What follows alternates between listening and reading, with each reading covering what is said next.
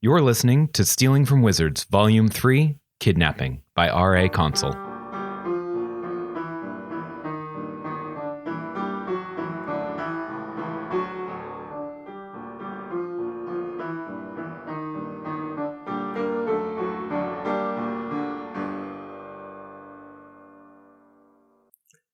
Chapter 20 Troublemaker's Row. Kuro had always expected to end up in Niflheim prison, though he had failed to predict the circumstances. They had encountered Joseph Patterson, the young hound and former shoe thief, disguised as a Blandlands police officer.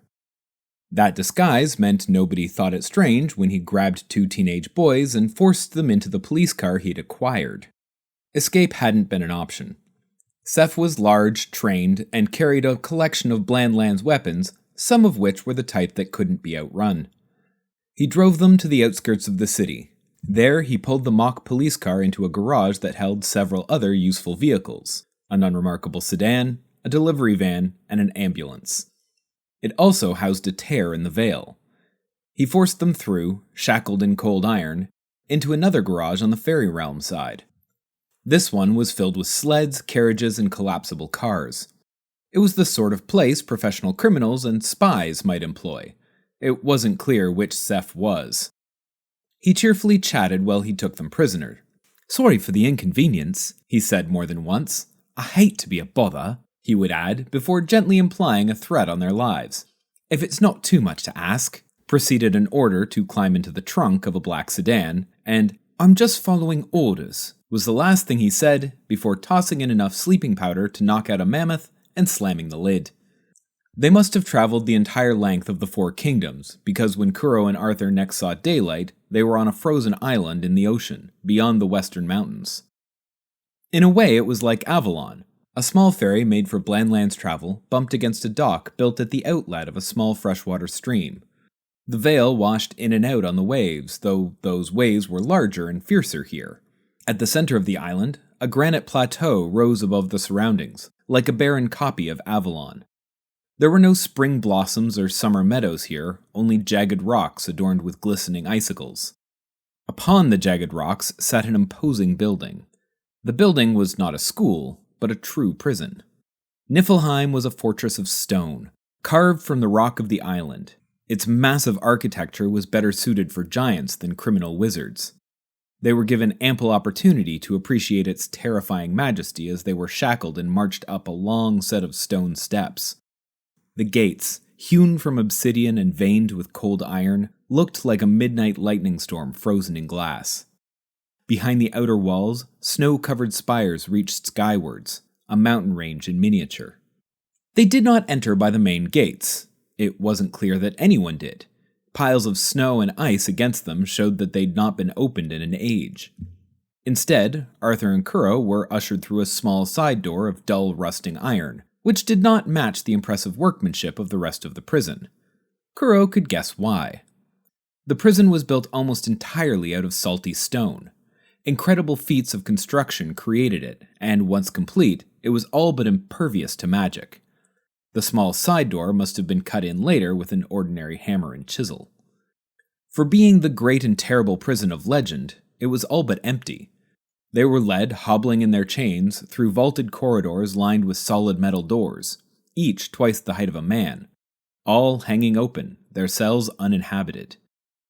"I'm sorry for the trouble," said their captor, as if being chained up and imprisoned was but a mild inconvenience. "But I have orders to bring anyone who visits that house straight here. Don't worry about it, though. I'm sure we'll have you two back at school in no time." That explained their capture, but not the oddly cheery disposition. If he were really working on orders from Dubois, it was hard to believe they'd extend to throwing his son in jail. Seth stopped outside a cell and gestured as though he were welcoming his prisoners to a fine resort. "Here we are," he said. "This will be your room while you're here. Please make yourselves at home. I'm just going to pop up and let the warden know you're here. Orders, you know." There was a stark disconnection between Seth's attitude and actions. He spoke as if he were apologizing for an error in booking a hotel room, and these substandard accommodations were only temporary while he sorted out the issue. Kuro had initially mistaken it for mocking them, a gleeful revenge for a years-old slight. He showed no vengeful joy or satisfaction in their imprisonment, though, and he seemed almost unaware of the terror he was inflicting. There was also a strange tick in his voice, a note when he spoke of orders and the warden, that hinted those thoughts were inescapable and not entirely his own. His body appeared to be following different instructions than his brain, the one working off simple instructions, while the other did mental acrobatics to justify the actions he was taking. Seth's inconsistent behavior reminded Kuro of what had been done to Dr. Vincent Penfield, to make him do the bidding of Claudius Roche. His perceptions had been twisted and his own convictions used against him, so he would convince himself his actions were justified, no matter how terrible. It stank of Phineas's handiwork. Seth removed their shackles and shoved them roughly inside. The door slammed behind and a key clattered in the lock. The room was tall and spacious, with an elegantly arched ceiling and a pencil-thin window which let in a chill mountain air. The floor was bare stone, and there wasn't so much as a stool to sit on. The empty cell might be a sign that their stay would be as short as promised, though given the prison's reputation, it was just as likely these were the permanent furnishings. The salty stone kept the magical field so thin that conjuring any comforts would be impossible, even for a competent wizard. As it was, it would take all of Kuro and Arthur's combined effort just to warm the space enough not to freeze. Muffled by multiple doors, but still clear, a woman's voice rang through the halls. "Hey, B, did you hear that? Sounds like we have some new guests. Care to introduce yourselves?" They did not care to do so. They hadn't yet come to terms with being thrown in jail. Neither was quite ready to converse with their fellow inmates, and the voice carried all the friendliness one might expect from a prisoner in Niflheim. "Shy?" the mystery owner of the voice continued. "No worries, take your time. We'll have plenty to get to know each other. Welcome to Troublemaker's Row." Despite acknowledging that their stay might be permanent, she sounded agitated, impatient. Another voice, even fainter than the first and far more resigned, drifted around the drafty edges of their cell door. "Give them a minute to settle in, Lucy. Also, did I hear Joseph right? Did he say school?" She sounded weary and bitter, but even through the layers of stone and steel, unmistakable. "Ms. Crawley?" Kuro shouted. "Is that you?" "That can't be," she said. "Is that Kuro?" He was so excited to hear her voice again, he briefly forgot the present circumstance. "Yes, it's me. Arthur's here too." "Hello, Ms. Crawley." The boy greeted his old teacher with his typical lack of emotion. "What are you two doing here?" she asked, her voice full of worry, though that suddenly switched to accusation. "Oh, if this is one of your little tricks, Phineas, it is absolutely disgusting." The other unseen inmate, Lucy, did not share Ms. Crawley's concern. "Did you say Kuro and Arthur? Marie's friends?" The pair looked to each other for guidance, unsure whether to share that information with the stranger. "Who are you?" Arthur shouted. "I'm her bloody mother, that's who!" The woman's impatience grew by the word. "Tell me, have you seen Marie? Is she okay?" "You don't sound like her," said Kuro. "It's a fake accent," replied Lucy, suddenly sounding much more like Kuro remembered. "Which one?" "Arguably, both." With anger bubbling over and a French accent restored, she sounded just how she had when shouting for her children to behave. "Now, please, have you seen Marie?" After some quick and quiet consultation, the boys agreed to share their lack of information. "We haven't. We got caught trying to go back to your house to check on her, but there was a poster with both your faces on it." The string of multilingual profanities that echoed through the halls solidified the relation of this woman to Marie. She cut her expletives short upon the return of the hound, heralded by a cheerful whistle and marching footfalls. The lock on their cell rattled open and Seth stomped in. He pushed Arthur to the side and hauled Kuro out by the collar. "The warden would like to meet you if that's all right with you," he said with a gentle smile of a waiter apologizing for a slight delay in a meal, while shackling Kuro once more. He chatted as he led his hobbled prisoner up endless staircases.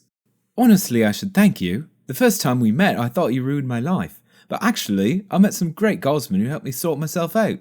I don't know what I'd be now without our misadventure." "You know someone has meddled with your brain, right, Seth?" Kuro grumbled. You're upset, I understand. I really do. I've been there. He seemed to think he was giving comfort and sage advice. But this might be your moment, like meeting Commander Dubois was mine. The Warden is a great man. You'll be glad to meet him. When he spoke well of the Warden, his voice strained, as if something in his addled mind could recognize the lie and was forced to wrestle with it. Kuro worked to pry open a large enough gap that reason might sneak in. Does Dubois know you threw his son in prison? Commander Dubois sent me to guard Niflheim as part of my training, replied Seth, avoiding the question. It's part of rookie rotation. He says we need to understand what it means to send someone here. He says to follow the Warden's orders. He was using his trust in Dubois to justify his actions. That was likely how Seth had fallen under the Warden's influence. The young guardsman was trying to make a good impression, follow orders, do whatever it took to be a good hound. That left him vulnerable. Someone like Phineas could take advantage of the unquestioning obedience that comes with such ambition and twist it. Kuro tried another avenue. Do Niflheim guards usually patrol the Blandlands? No, of course not. Don't be silly. That's hound's work. He answered as if the rest of the conversation hadn't happened. Kuro could almost see those thoughts, and any doubts they might have raised, melting away like butter, leaving an even more slippery surface behind. They were nearing the top of a spiraling staircase. The stonework changed suddenly. It was no longer carved from the mountain, but built up like a normal castle. Kuro tried one more avenue before they reached the Warden's door. What is a hound supposed to do when they make an arrest? We file a report, said Seth informatively. The job is more paperwork than people think. Kuro interrupted. Have you filed a report with Dubois about your most recent arrest? Seth didn't answer. His forward progress became more labored, and he grappled to rationalize a duty he hadn't performed. It did not stop, however. Reaching the door, the young hound snapped to attention and knocked briskly. The door, varnished wood rather than rough steel like the rest of the prison, opened of its own accord. Enter, said the Warden. He was a large, broad, and unusually rectangular man. Square shoulders on a blocky chest, legs and arms like tree trunks, eyebrows like a fallen log, and a full, boxy beard. If someone knocked a hole in the wall, he could be used as an adequate patch. The only thing round about him was his perfectly bald and perfectly domed head, around which was cinched his golden circlet of office. Sir, the prisoner as requested. Seth saluted and waited for direction. Thank you, Patterson. Good work. The voice was as big and flat as the man, with a thick Blandlands accent. That will be all. The young hound saluted again, glowing with pride. Kuro could almost smell the praise cooking his brain, reinforcing the delusions that had been inflicted on him. That's right, Seth. You're a good hound, Kuro agreed. Go do what good hounds do. The young man gave Kuro a lingering look of confusion as he walked out of the Warden's office. He seemed annoyed and appreciative at the same time, like he'd been rudely reminded of a task that had slipped his mind. The door slammed behind him before Kuro could say any more. The Warden took time inspecting his prisoner, no doubt aiming to let guilt or fear grow. Having grown too used to interrogations to be rattled, the prisoner took time inspecting the room. It was more than just an office. It was a refuge from the cold emptiness of the prison. It was warm, cozy, and filled with all manner of things. There was luxurious leather furniture for lounging, shelf upon shelf of books and baubles, fine paintings of dragons in battle, several games of chess in progress, and a magical heater made to simulate a crackling fire. That would be why his office was so high up and built with different stone. It escaped the damping effects the salty rocks had on magic, allowing its owner to enjoy the full luxuries of wizardly life. That included, but was not limited to, a coffee maker covered in runes more intricate than Kuro's bracelet, a wine rack that could warm or cool each bottle individually, and an apparatus that provided massages on demand. Of particular note was a coat rack containing an elaborately embroidered smoking jacket, Kuro's confiscated book bag, and a bowler hat. All that, and at least 2 adjoining rooms, fit into a space that should have been just big enough for a single bed. He was living a pampered life, surrounded by treasures, high atop a fortress of despair. Do you know why you're here? the warden asked. It wasn't clear if he meant the prison or the office. His voice was firm but lacked emotion, leaving it vague as to whether there was an accusation behind it or genuine inquiry. It was a transparent tactic to let the prisoner give away information by guessing what the warden wanted to hear and possibly trap themselves in a lie. "No, sir, I do not," replied Crow. In his experience, useless truths worked best in these situations. What followed was not the expected series of carefully crafted questions intended to intimidate, sprinkled with narrowing opportunities for confession tied to promises of leniency. Instead, the stoic brick of a man broke into a playful smile and begged, "Oh, come on, guess!" If this was an interrogation tactic, it was one with which Kuro was not familiar. "I'm sorry?" "Guess!" repeated the warden, clasping his hands together in anticipation. "Speculate, hypothesize, engage in wild conjecture." "I prefer not to, sir." He couldn't imagine anything he might say helping the situation. The warden rolled his eyes in disappointment. "Cagey," he said with an approving nod. "Polite but guarded. I can respect that." He flopped down on one of his sofas and gestured for his prisoner to take the one opposite. Clanking over to the couch in his chains, Kuro threw himself onto it and wriggled upright. "I must say how proud I am of you," said the warden, continuing his pattern of spewing nonsense to which Kuro had no response. "Phineas insisted that you were an abject failure, but seeing how you've grown, I must disagree."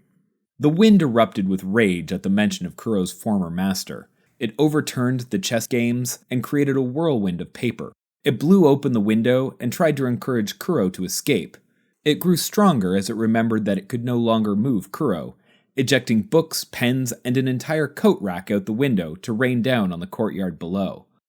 The warden clapped and laughed at the display. "That is exactly what I'm talking about. Remarkable. Absolutely remarkable. Better than I could have hoped. A natural thief, a gifted wizard, and Luton enough for them to anchor you. Phineas is afflicted with crippling impatience and a startling lack of imagination. He couldn't see how brilliant a success you are. He thinks of you as a mistake. Truthfully, it's a tragedy that there's only one of you. Always have a backup, that's what I say." That phrase about having a backup set off alarm bells in Kuro's mind. It was the one Pendragon repeated endlessly and attributed to his mentor. "Oh? Is that a hint of recognition I see?" The warden's eyes sparkled with delight at a sudden reaction from his prisoner. "Claudius Roche?" Kuro asked. The man had all but said it himself, but even so, it was hard to believe. He looked too young, for one. Claudius Roche had been old when the coup d'etat happened. This warden would have been only a few years out of school at that time. Age aside, it was hard to imagine nobody noticing that the warden of Niflheim prison was, himself, the most wanted man in the realm. Kuro didn't have a high opinion of hounds, but they weren't that blind. He tapped his temple and winked as if to salute to Kuro for his cleverness. "Well done, my boy." "How?" Kuro found himself unable to resist asking, but Roche wasn't interested in sharing. "Oh, but we're not here to talk about me. We're here to talk about you," he said. "You, possibly our greatest success. You know why that is? Because you keep beating us at our own games. We send Phineas out to fetch you. He comes back in chains. We infiltrate our good Dr. Vincent to uncover the summer air. He shows up on my doorstep empty-handed with a week of memory missing. We spend more than a decade trying to seat someone on the throne, and you dismantle our last-ditch efforts at the palace. You didn't even try to draw Excalibur." "Did you want me to?" Kuro asked, confused at why his lack of effort bothered the man. "Of course," replied Roche. "I spent months making that fake and sneaking it into the palace, just in time for your visit. Can you imagine the tumult when you pulled it out? The absolute chaos? Not to mention how angry he would have been when you did. He wants the real heir." "Who?" asked Kuro. "It doesn't matter now, does it?" Roche said, waving away the question. 1 point to Kuro and a giant waste of time for me. Lovely work on the throne, though. That keeps the score even, if nothing else. After all that, the pièce de résistance, You casually discover the real princess yourself over your holiday. Phenomenal gamesmanship. How do you do it? Mostly by accident, said Kuro, almost without thinking. He was so baffled by the warden's behavior, the words just tumbled out. Roche laughed uproariously, slapping his knee and wiping a tear from his eye. Phineas would be furious to hear you say so. You should have seen him after you beat him in Detritus Lane. Positively apoplectic. I suppose it didn't help that I wouldn't let him out of his cell for a month. He gave a conspiratorial wink, as if briefly mistreating Hearn somehow made them allies. Now, to the crux of the matter. Roche leaned forward and clasped his hands as he fixed Kuro with a calculating gaze. What do you want? I'm sorry? Kuro responded. What do you want? Said Roche, as though repeating it would provide clarity. What are your deepest desires, your grandest aspirations? Reviewing his situation, Kuro confirmed that he was still in chains, in prison, facing a man who was both the warden of said prison and claiming to be the most notorious villain in the realm. He was confident that his desires were not being considered in any of those facts, so he was having trouble understanding why they were the subject of conversation. I'd like to be released, he ventured, testing the turbid waters. Of course, of course. Roche waved aside the request as if it were a trivial matter. We'll let you go tomorrow. I'm not going to keep a couple of teenagers in here. I'm not a monster. That was a bold claim for someone who had manufactured a coup and an abomination like Kuro. I'd be tickled to spend more time with you, but your friend, that's a bomb waiting to go off. Talon will be knocking down our walls within a week if we try to hold his son. He's not too bright, but he's got a good nose, and it would ruin my fun if he discovered me here. Don't worry, we'll just pull out any inconvenient memories and drop you somewhere safe. With luck and a tailwind, we'll have you back in New Camelot in time for your friend's little speech. I have it on good authority that you won't want to miss that. No, my boy, what I want to know is what you really want. You deserve a little something, I should think. Reparations for leaving you in Phineas's hands? A prize for beating me to the air. At the very least, you should get a gift from your maker. I've missed more than a few birthdays. You want to give me a present? Roche nodded. Kuro racked his brain for something he might want other than freedom. I'd like Ms. Crawley as a teacher again, he said. Roche gave a pained expression. Oh, that's a tough one. I'd like that too, but Beatrice is actually supposed to be here. I can't go releasing her without exposing myself. Not to mention that she's frustratingly reluctant to have her memories meddled with. What about Marie? Asked Kuro. Couldn't give her to you if I wanted, said Roche. She is not in my possession. There was a gentleman's agreement that if we ever found the real heir, he'd get to have them. I could give you someone else, though. Is there anyone you fancy? A young beau or belle who's caught your eye? The nonchalance with which Roche suggested reconstructing somebody's mind for Kuro's entertainment turned his stomach. Had Kuro eaten, he would have been ill all over the finely upholstered sofa. No, please, no, he said. Probably wise, Roche agreed. People are such fickle things, and they wear out so quickly. Besides, that's Phineas's specialty. But I'm one of the greatest enchanters in the world. There must be something you want from me. What are kids your age like? How about a collapsible sports car? Or an ever-full bottle of whiskey? Or a glamoured blazer to make you the handsomest thief who ever picked a pocket? Kuro examined the cache of treasures decorating the office, each of them precious and remarkable, and each of them tainted by their proximity to this man, who seemed to care nothing for the lives of those he toyed with. Why are you doing this? I already told you. Roche sneered at Kuro's apparent stupidity. It's a prize for beating me at a game. I mean, all of this.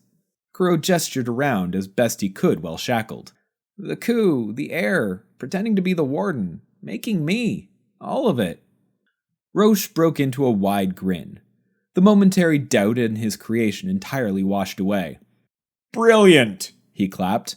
Not letting yourself get distracted by the promise of a reward for winning a single bout and diving right back into the game. We have a lot in common, you and I. He appeared to consider that flattery. He stood and paced the room as if delivering a lecture in front of a class. Many have wondered, but few have had the pleasure of knowing why the great Claudius Roche embarks on such intricate and inscrutable plots. A mystery spanning generations whose answer is so simple and obvious that those who uncover it refuse to believe it. He paused to give time for Kuro to imagine the possible reasons for this man to apply his magical genius thus. It's because I enjoy it. Kuro was stunned. It was unthinkable that a man would start wars and end lives, topple kingdoms, and create abominations just for fun. People argued endlessly about his end goal, imagining some grand plan he was working towards. Here he was, claiming that he didn't have one. He was just playing round after round of solitaire with other people as his play pieces, winning and losing in equal measure by whatever rules he'd invented for himself. I see you doubt my sincerity, said Roche. I can't say that I blame you. I might well be lying. It's the sort of thing you might expect from a legendary villain such as myself. His eyes sparkled with delight at that title. Back to the matter of your prize, though. Knowledge is power and all that, but Phineas should be back in the morning to extract your memories, so you wouldn't get to keep what you learn for long. The man ran his fingers through his beard thoughtfully for a moment before reaching a conclusion. I'll surprise you! That's right and proper. It's more of a present than a prize, after all. I'll find something appropriately unique and precious, worthy of a creation such as yourself. Roche considered the matter settled, despite Kuro's silence on the matter. Kuro was too revolted by the man to comment further. Seth was summoned to return him to his cell, this time with instructions to gag the prisoner. It seemed his earlier attempts to break through the young hound's ensorcelment had not gone unnoticed, and were perhaps successful enough to warrant added caution. The walk in silence confirmed what he had observed upon entry. The prison was all but empty. Perhaps other guards and inmates were in another wing, but the chill wind blowing through the halls carried no sounds of life. Not even rats frequented their little corner of Niflheim. He was unchained and tossed roughly into a cell, along with a cheerful salutation from his jailer, wishing him a good night's sleep. Thank you for listening to Stealing from Wizards. If you liked our show, please consider rating or reviewing on iTunes. If you want to support this podcast or just can't wait for the next chapter, the full book is available on Amazon, Kobo, and Indigo. Our theme music was written by Camille Saint-Saëns, transcribed by Franz Liszt, performed by Rebecca Verdun, and used with permission. This episode was produced by Jim Tigwell.